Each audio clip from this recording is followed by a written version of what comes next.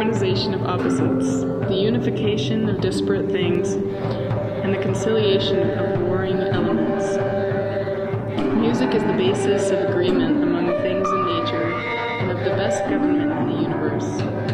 As a rule, it assumes the guise of harmony in the universe, of lawful government in a state, and of a sensible way of life in the whole. It brings together and unites. Every school student will recognize his name as the originator of that theorem, which offered many cheerful facts about the square and the hypotenuse. Many European philosophers will call him the father of philosophy. Many scientists will call him the father of science.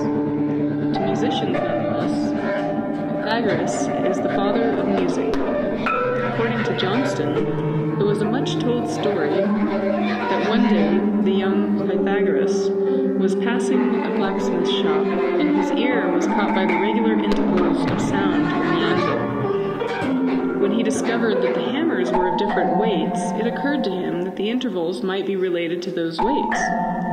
Pythagoras was correct. Pythagorean philosophy maintained that all things are numbers, based on the belief that numbers were the building blocks of everything. Pythagoras began linking numbers and music.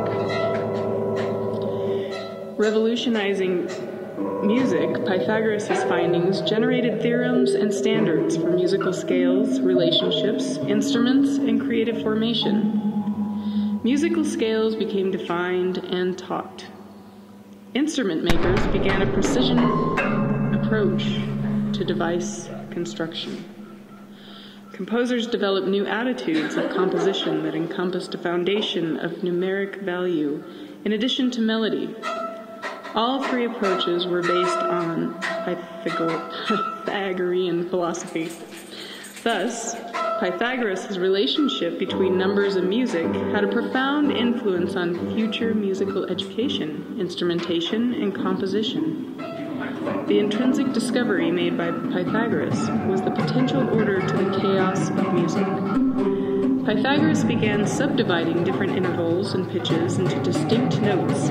Mathematically, he divided intervals into wholes, thirds, halves. 4 distinct musical ratios were discovered: the tone, its fourth, its fifth, and its octave.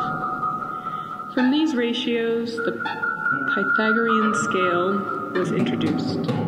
The scale revolutionized music. Pythagorean relationships of ratios held true for any initial pitch. This discovery, in turn, reformed musical education. With a standardization of music, musical creativity could be recorded, taught, and reproduced.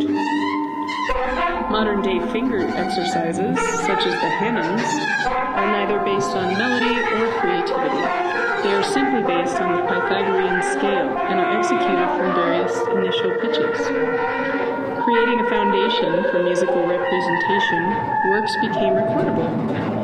From the Pythagorean scale and simple mathematical calculations, different scales or modes were developed.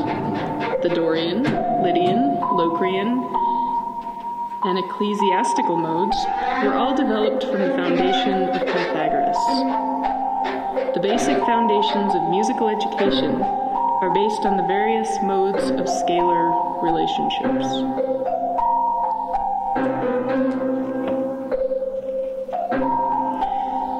Pythagoras' discoveries created a starting point for structured music. From this, diverse educational schemes were created upon basic themes. Pythagoras and his mathematics created the foundation for musical education.